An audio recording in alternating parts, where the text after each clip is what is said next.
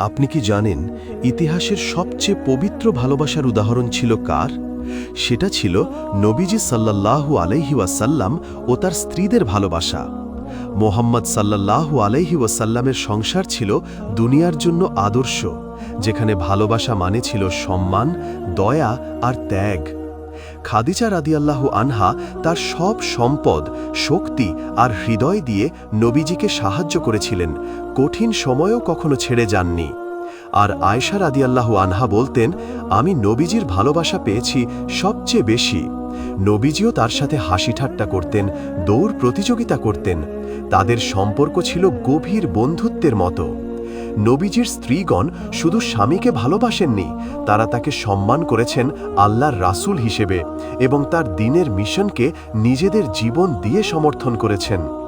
এটাই ছিল সেই ভালোবাসা যেখানে ছিল না অহংকার, ছিল শুধু আনুগত্য, শ্রদ্ধা আর জান্নাতের পথে একসাথে চলার প্রতিজ্ঞা।